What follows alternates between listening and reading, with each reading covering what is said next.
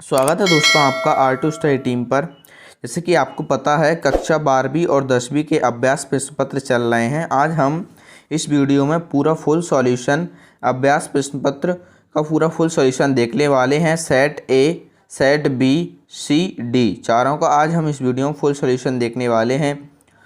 तो यदि आपने अभी तक चैनल सब्सक्राइब नहीं किया तो चैनल को सब्सक्राइब कर लीजिए और बेल आइकन को प्रेस कर लीजिए। PDF सहित आपको फुल सॉल्यूशन मिलने वाला है जो आपको टेलीग्राम चैनल पर मिलेगा। इसकी लिंक आपको डिस्क्रिप्शन में मिल जाएगी। और यदि आपने अभी तक टेलीग्राम चैनल ज्वाइन नहीं किया तो टेलीग्राम पर जाकर आप R2 स्टडी टीम सर्च कर टेलीग्राम को ज्वाइन कर लीजिए। चलिए देखते हैं। आपका पहला प्रश्न है, उपभोक्ता व्यवहार का अध्ययन किया जाता है। तो इसका आपका आंसर ये है सूक्ष्म अर्थशास्त्र में। पूरा फुल सॉल्यूशन आपको इस वीडियो में मिलने वाला है। पूरे यूट्यूब पर आपको कहीं पर नहीं मिलेगा। ये PDF के साथ PDF आपको मिल जाएगी, जिससे आप बिल्कुल सरल से आपको क्वेश्चन आंसर ढूंढने नहीं पड़ेंगे। फिर दूसरा है, कॉफ़ी के मूल्य में वृद्धि से चाय की मांग बढ़ती है। अल्पकाल में उत्पादन प्रक्रिया को निम्नलिखित में से कौन से साधन होते हैं? यह आपका पहला स्थिर साधन। फिर है आगे, कोई फर्म संतुलन में होता है जब MR बराबर MC होता है। पूरे फुल सॉल्यूशन आपको इस वीडियो में देखने वाले हैं। पूरा फुल सॉल्यूशन आपको आज मिलेगा। सामान्य कीमत स्तर का अध्ययन विषय सामग्री है समष्टि अर्थशास्त्र की। फिर है आपका अगला, एक देश की भौगोलिक सीमाओं में एक वर्ष में उत्पादित सभी वस्तुओं और सेवाओं के मूल्यों का योग कहलाता है। क्या कहलाता है? विशुद्ध घरेलू उत्पाद। फिर है, कीन्स का रोजगार सिद्धांत निम्नलिखित में किस पर निर्भर है? यह है आपका भावपूर्ण मांग पर। किस पर? भावपूर्ण मांग पर निर्भर है। फिर ये आगे आपके रिक्त स्थान है। ये पहला आपका खालिस्तान है, इसमें आपको दाएं इसका आंसर है, दूसरे में कम भर देना है। फिर है, साधन की एक इकाई बढ़ाने पर कुल उत्पादन में होने वाली वृद्धि खालिस्तान कहलाती है। क्या कहलाती है? सीमंत उपयोगिता। फिर है, पूर्ण प्रतियोगिता एक खालिस्तान स्थिति होती है। काल्पनिक क्या होती है? काल्पनिक। चौथा है आपका, पूर्ण प्रतियोगिता एक काल्पनिक स्थिति होती है। फिर है, साग गुणक बराबर, ये आपको लिख देना है, पूरे इसी में आंसर मिल जाएंगे आपको। फिर है आगे आपकी सही जोड़ी। पहली है सीमांत उपयोगिता, तो इसका आपका हो जाएगा ग वाला MU। फिर है आपका आगे मांग के नियम, तो इसका आपका हो जाएगा 5 होते हैं। फिर है साम्य कीमत, तो ये है आपकी मांग बराबर पूर्ति। वस्तु की मांग, ये है उपभोक्ता द्वारा। घाटे का बजट, ये है आपका पूंजी निर्माण। फिर है अनुमानित आय एवं व्यय बराबर MU। फिर है आपके एक शब्द में उत्तर। उस उपयोगिता का नाम बताइए जो पहले बढ़ती है, फिर स्थिर होती है और उसके बाद घटती है। तो ये कुल कितनी है आपकी? 343। क्या है? 343। फिर अगला प्रश्न है आपका, उत्पादन फलन कितने प्रकार के होते हैं? 2 प्रकार के होते हैं। घिसावट व्यय का एक अन्य नाम क्या है? मूल्यह्रास। फिर है आगे, राष्ट्रीय आय को जनसंख्या से भाग करने पर क्या प्राप्त होता है? वृत्ति प्रति व्यक्ति आय। फिर है M एक समान है। फिर है आपके सत्तासत, पैमाने के लिए प्रतिफलों का संबंध दीर्घकाल से होता है। व्यष्टि और समष्टि अर्थशास्त्र एक दूसरे के प्रतियोगी होते हैं। असत्य है, ये आपका पहला सत्य है। फिर है आपका अगला, भविष्य में ब्याज दर में वृद्धि बचतों को कम कर देती है, ये भी आपका सत्य है। फिर 5वां भी आपका सत्य हो जाएगा, 6वां भी सत्य है और आपका 7वां असत्य है। इन प्रश्नों को आपको एक बार लिख के ज़रूर देखना है, क्योंकि चारों सेट में से आपको एक पेपर दे सकते हैं फाइनल एग्जाम पेपर में। फिर है आपका व्यष्टि अर्थशास्त्र की एक परिभाषा लिखिए। फिर है ये आपके और क्वेश्चन जो कि आपको ये पेज नंबर लिखे हुए हैं उन पर आपको ये मिल जाएंगे। संतुलन मूल्य को समझाइए, 136 पेज नंबर पे ये आपको मिल जाएगा। कीमत सीमा को समझाइए, 137 पेज नंबर पे आपको मिल जाएगा गाइड में या परिचय अध्ययन में। फिर आपका अगला, उत्पादन के प्रमुख कारकों में से किसी 2 प्रमुख कार्य के नाम बताइए और इनमें से प्रत्येक के परिश्रमिक को क्या कहते हैं? ये आपका 193 पेज नंबर पे आपको मिल जाएगा। फिर है राष्ट्रीय आय लेखे के अनुसार अर्थव्यवस्था के प्रमुख क्षेत्रों के नाम लिखिए। फिर आगे है आपका 11 पेज नंबर, बिल्कुल सही पेज नंबर है ये आपके। इन्हीं पेज नंबरों पे आपको ये क्वेश्चन के आंसर मिलेंगे। केंद्रीय बैंक को शाख नियंत्रण करने में बहुत सी कठिनाइयाँ होती हैं, इन्हीं 2 कठिनाइयों को समझाइए। ये भी आपको 262 पेज नंबर पे आपको इसका आंसर मिल जाएगा। अतिरिक्त मांग और न्यून मांग में अंतर लिखिए, 173 पेज नंबर पे आपको मिल जाएगा। फिर है रोजगार के परंपरावादी सिद्धांत एवं कीन्स के सिद्धांतों में कोई 2 अंतर लिखिए, ये आपको 55 पेज नंबर पे मिल जाएगा।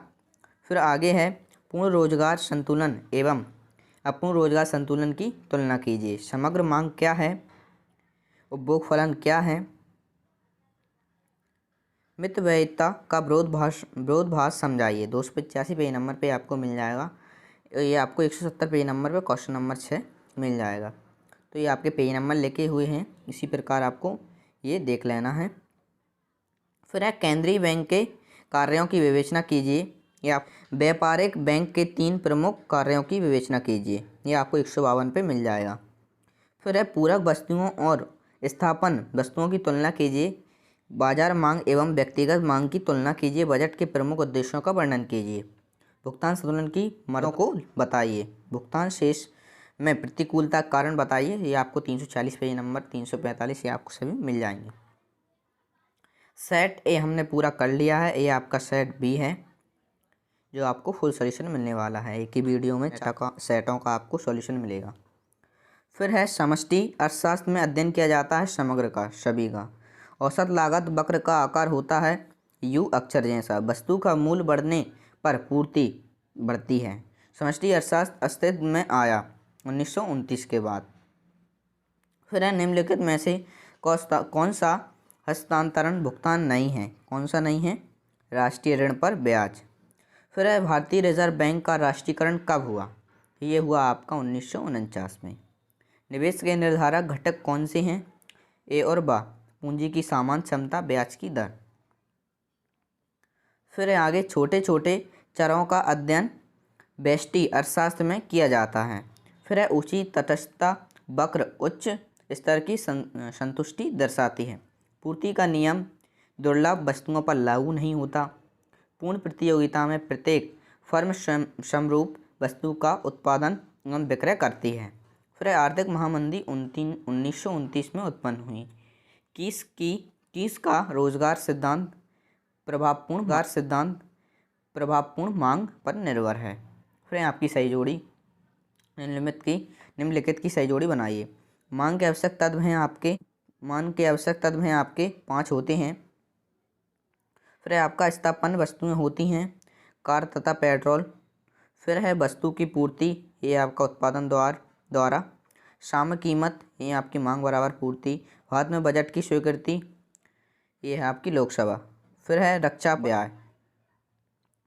फिर आगे है निम्नलिखित प्रश्नों के उत्तर एक शब्द में दीजिए। जन सीमांत उपयोगिता 0 होती है तब कुल उपयोगिता क्या होगी, सर्वाधिक होगी। फिर प्रति इकाई लागत को और किस नाम से जाना जाता है। प्रति आय की गणना सामान्यतः कितने वर्षों के लिए की जाती है, 1। समय के विशेष बिंदु पर मापी गई मात्रा को क्या कहते हैं, स्टॉक कहते हैं। किसने कहा पूर्ति मांग को स्वयं चयन देती है, प्रोजेबीसी ने। उपभोग फलन का समीकरण क्या है, सी बराबर है। फिर आपके निम्नलिखित प्रश्नों में असत लिखिए। उपभोक्ता संतुलन बराबर सीमांत उपयोगिता माइनस मूल्य होता है, आपका असत्य है। फिर है उत्पादन बंद कर देने में स्थिर लागतें 0 को हो जाती है, आपका असत्य है। साधनों की सीमितता ही आर्थिक समस्याओं का मूल कारण है, आपका सही है। समग्र मांग और समग्र पूर्ति का अंतर स्फीतिक अंतराल कहलाता है, आपका सत्य है। फिर रिकार्डो ने प्रतिपादित किया कि पूर्ति स्वयं अपनी मांग सृजित करती है, आपका असत्य है। फिर है व्यापार संतुलन भुगतान संतुलन का अंग है, यह आपका बिल्कुल सत्य है। विनिमय दर के निर्धारण में पूर्ति का महत्वपूर्ण स्थान है, असत्य, यह आपका बिल्कुल असत्य है। फिर है व्यष्टि अर्थशास्त्र एवं समष्टि अर्थशास्त्र में अंतर बताइए, कोई 2। यह आपको 29 पेज नंबर पे क्वेश्चन नंबर 6 पे मिल जाएगा। फिर है सूक्ष्म अर्थशास्त्र एवं व्यापक अर्थशास्त्र एक दूसरे के पूरक हैं, समझाइए। ये आपको 28 पेज नंबर पे मिल जाएगा। फिर है क्रमागत उत्पत्ति ह्रास नियम की मान्यताओं का उल्लेख कीजिए। ये भी आपको 74 पेज नंबर पे मिल जाएगा। फिर आगे ये प्रश्न दिए हुए हैं आपके, जो आपके पेज नंबर लिख रहे हैं, आपको इन पेज नंबर पे आपके इनके उत्तर मिल जाएंगे। ये 9वां है, 10वां, 11वां, 12वां। फिर है कीन्स के अनुसार चक्रीय बेरोजगारी को समझाइए। ये आपको 171 पेज नंबर पे क्वेश्चन नंबर 10 मिल जाएगा परीक्षा अध्ययन में। परीक्षा अध्ययन में भी देख लेना है आपको, ये पेज नंबर जो हैं आपके, और आपकी गाइड में भी देख लेना है। कुल मांगों के घटकों के नाम दीजिए। पूर्ण रोजगार क्या है? बचत फलन को परिभाषित कीजिए। उपभोग प्रवृत्ति से क्या आश्रय है? मांग के नियम की विशेषताएं समझाइए। मांग को प्रभावित करने वाले घटकों का वर्णन कीजिए। तटस्थता वक्रों को विशेषताएं लिखिए। उपयोगिता के लक्षण समझाइए।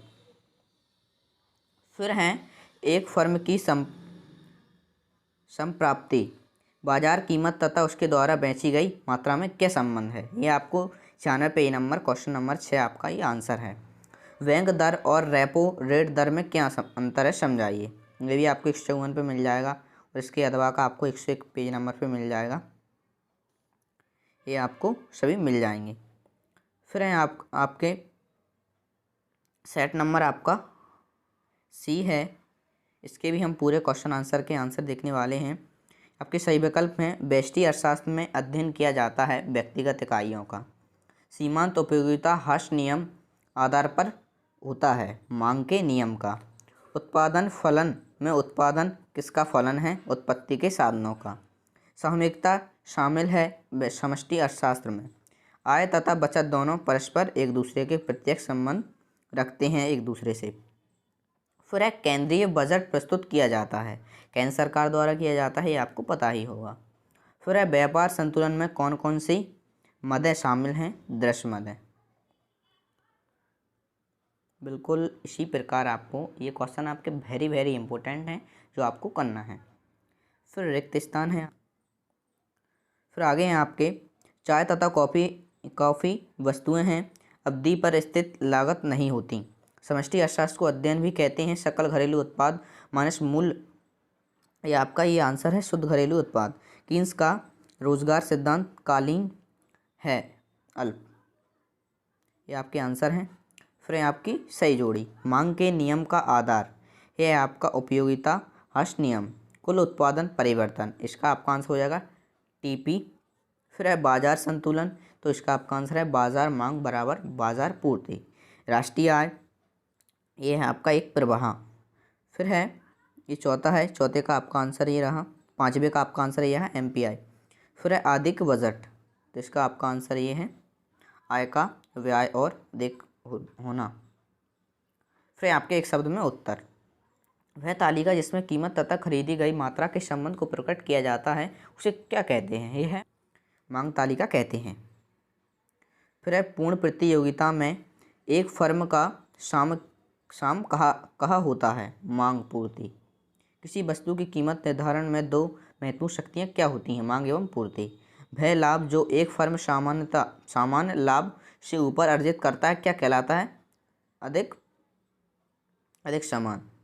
फिर है आपका चौथे का आंसर ये है आरबीआई स्टॉक। पाँचवें का आपका आंसर है स्टॉक। फिर आपके निम्नलिखित प्रश्नों के उत्तर देना है, आपके सत्य हैं या असत्य। उपयोगिता एक आत्मनिष्ठ धारणा है, आपका सत्य है। दूसरा आपका असत्य है। तीसरा भी असत्य है। चौथा भी आपका असत्य है। पांचवा भी आपका असत्य है। कीन्स की अर्थव्यवस्था में न्यून मांग की दशा को अपूर्ण रोजगार संतुलन कहा जाता है, असत्य। आयात निर्यात की केवल दृश्य मदों को व्यापार संतुलन में शामिल किया जाता है। फिर सीमांत उत्पादन संभावना से क्या आश्रय है? ये आपको 27 पेज नंबर पे क्वेश्चन नंबर 9 आपका इसका सही आंसर है। फिर व्यष्टि अर्थशास्त्र के महत्व लिखिए, ये भी आपको 33 पेज नंबर पे मिल जाएगा। अल्पकालीन लागत किसे कहते हैं? स्थिर लागत किसे कहते हैं? फिर आपके ये कुछ क्वेश्चन जो आपको अच्छे से याद करना है। उच्चतम निर्धारित कीमत एक निम्नतम निर्धारित कीमत किसे कहते हैं? ये आपको 137 पेज नंबर पे क्वेश्चन नंबर 12, 13 आपको देख लेना है। आपकी परीक्षा अध्ययन में भी देखना है। यदि आपको ये पेज नंबर परीक्षा अध्ययन में नहीं मिला इसका आंसर, तो आपको आपकी गाइड में देखना है। इन दोनों में आपको मिल ही जाएगा। फिर भी आपको नहीं मिल रहा तो आपको एक बार आपकी प्रश्न बैंक में चेक कर लेना। फिर कुल उत्पादन से क्या आशय है, ये आपका तीसरे पार्ट का क्वेश्चन है। अल्पकाल से क्या अभिप्राय है, 101 पेज नंबर पे आपको मिल जाएगा। राष्ट्रीय आय का अर्थ लिखिए। राष्ट्रीय आय लेखांकन की विशेषताएं बताइए। सकल घरेलू उत्पाद की विशेषताएं बताइए, 127 पेज नंबर पे इसका आंसर आपको मिलेगा। फिर भारतीय रिजर्व बैंक को अंतिम ऋणदाता कहा जाता है, समझाइए, 240 पेज नंबर पे इसका आंसर है। फिर रिजर्व बैंक को बैंकों का बैंक क्यों कहा जाता है, रिजर्व बैंक को बैंकों का बैंक कहा जाता है, ये भी आपको 153 में पेज नंबर पर मिलेगा। समग्र पूर्ति क्या है, तकनीकी बेरोजगारी का अर्थ स्पष्ट कीजिए। उपभोग तथा आय में क्या संबंध है, न्यून मांग एवं आंतरिक मांग में क्या तुलना है। फिर है बजट रेखा क्या है, यह दाईं ओर कब शक्ति है, ये भी आपको 45 पेज नंबर पर मिल जाएगा। मांग की कीमत लोच किसे कहते हैं, 47 पेज नंबर। उपभोक्ता संतुलन को परिभाषित कीजिए, ये भी आपको 53 पेज नंबर पर मिल जाएगा। सभी के क्वेश्चन आपको जो पेज नंबर लिख रहे हैं उन पर आपको मिल जाएंगे। फिर वस्तु विनिमय प्रणाली क्या है, इसकी कमियां लिखिए, ये आपको 158 पेज नंबर पर प्रश्न नंबर 4 इसका आंसर है। प्रश्न नंबर 4 पर आपको इसका उत्तर मिल जाएगा। फिर मांग को निर्धारित करने वाले 4 तत्व लिखिए। मांग की लोच के क्या महत्व हैं, लागत वक्र UR के क्यों होते हैं, कारण लिखिए। उत्पादन फलन को प्रभावित करने वाले आवश्यक तत्वों को बताइए, ये भी आपको कैश पेज नंबर पर मिल जाएगा। फिर परिवर्तन या लोचपूर्ण विनिमय दर के पक्ष या विपक्ष में तर्क प्रस्तुत कीजिए। राष्ट्रीय व्यय और पूंजीगत व्यय में भेद कीजिए। भुगतान शेष सदैव संतुलन में रहता है, समझाइए। चालू खाते के घटकों को समझाइए, ये तो आपको 336 पेज नंबर पर मिल जाएगा। फिर आपका सेट नंबर डी, इसका भी आपको इस वीडियो में फुल सॉल्यूशन मिलेगा। यदि आपने अभी तक चैनल सब्सक्राइब नहीं किया तो चैनल को सब्सक्राइब कर लीजिए और बेल आइकन को भी प्रेस कर लीजिए, जिससे आपको अगली वीडियो का नोटिफिकेशन मिल सके। हम राजनीति के भी अभ्यास पत्र का सॉल्यूशन डालने वाले हैं और इसके साथ में आपको इतिहास का भी मिलेगा और इंग्लिश हिंदी का भी आपको मिलने वाला है। सभी विषयों का कक्षा 12वीं 8 सब्जेक्ट हैं जो आपकी सभी विषयों का आपको मिलेगा। निम्नलिखित में से किस अर्थव्यवस्था में निजी क्षेत्र एवं सार्वजनिक क्षेत्र का सह अस्तित्व होता है, यह है आपका मिश्रित। फिर उपभोग की अंतिम इकाई से प्राप्त होने वाली उपयोगिता को क्या कहते हैं, ये आपकी पहली सीमांत उपयोगिता। फिर है औसत स्थिर लागत, उत्पादन बढ़ाने पर घटती है। पूर्ति में कमी के निम्नलिखित में से कौन से कारण हैं, ये आपके उपयुक्त सभी कारण ये आपके हैं। फिर है समूह की बनावट पर ध्यान न देना किस अर्थशास्त्र की प्रमुख समस्या है, समष्टि अर्थशास्त्र की। राष्ट्रीय आय एक माप है देश के कुल उत्पाद की, इसे आपका सही आंसर है पहला आ वाला। फिर उपभोग फलन का फलनात्मक संबंध है आय और बचत का। फिर है आगे खालिस्तान है आपके। आय में वृद्धि होने से कुछ वस्तुओं की मांग घट जाती है एवं कुछ वस्तुओं की मांग बढ़ जाती है, ये सत्य है। जब आय में आपकी वृद्धि होगी तो कुछ वस्तुओं की मांग घटी आएगी और कुछ की बढ़ जाएगी। यदि निकट प्रतिस्थापन वस्तु आसानी से उपलब्ध नहीं होती तो उस वस्तु की क्या मांग होगी। सभी खालिस्तान के आपके आंसर दिए हुए हैं पूरे, फिलिंदा ब्लैंक से आपको इसमें देख के भर लेना है। फिर है निम्नलिखित की सही जोड़ी बनाइए। पहली है आपकी तटस्थता वक्र, तो ये आपकी एक दूसरे को नहीं काटते हैं।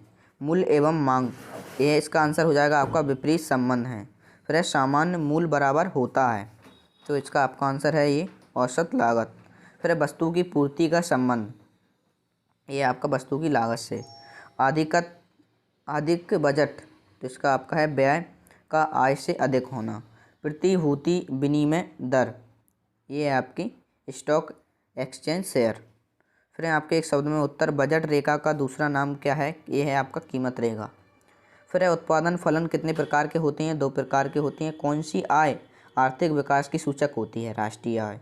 फिर है राष्ट्रीय आय का अध्ययन किस अर्थशास्त्र में किया जाता है, ये आपका समष्टि अर्थशास्त्र में। फिर है पूंजी की सीमांत दर किसके बराबर होती है? प्रतिफल की प्रतिशत दर के बराबर। पूर्ण रोजगार हेतु किस में वृद्धि की आवश्यकता होती है? प्रभावपूर्ण मांग की।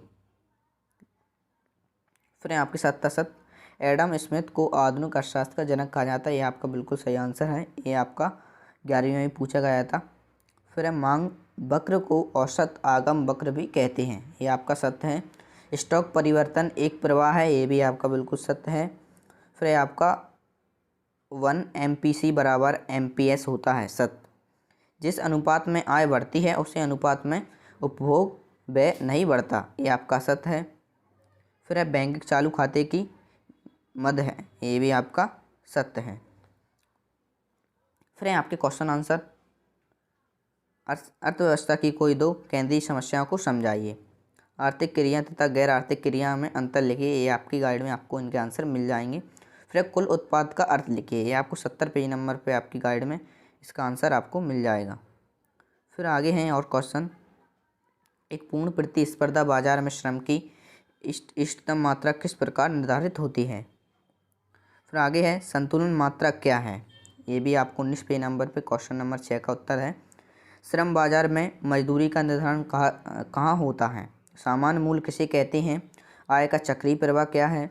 हस्तांतरण भुगतान किसे कहते हैं? ये भी आपको मिल जाएगा। सभी क्वेश्चन के आपको इन पेज नंबर पे आपको आंसर मिल जाएंगे। फिर आगे मांग के नियम के अपवाद लिखिए। ये आपको 60 पेज नंबर पे इसका आंसर मिल जाएगा। फिर सीमांत उपयोगिता ह्रास नियम का महत्व लिखिए। 51 पेज नंबर पे इसका आपको आंसर मिलेगा। यदि आपको गाइड में इसका आंसर नहीं मिलता तो आपको परीक्षा अध्ययन में देख लेना है और इसके बाद प्रश्न बैंक में। फिर है उत्पादन फलन के आवश्यक तत्वों का उल्लेख कीजिए। लागत वक्र यू आकार के क्यों होते हैं? कारण लिखिए। इस प्रकार आपकी एक OTV बनी थी। इस पर घाटे के बजट से क्या आशय है? सरकार के बजट में दर्शाए जाने वाले विभिन्न प्रकार के घाटों का वर्णन कीजिए। घाटे का बजट लाभदायक होता है, क्यों? समझाइए।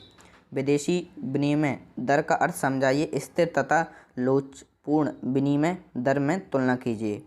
भुगतान संतुलन में असंतुलन ठीक करने के अमौद्रिक उपायों की विवेचना कीजिए। ये आपको 211 पेज नंबर पर मिल जाएगा और ये आपको 207 पेज नंबर पर मिल जाएगा।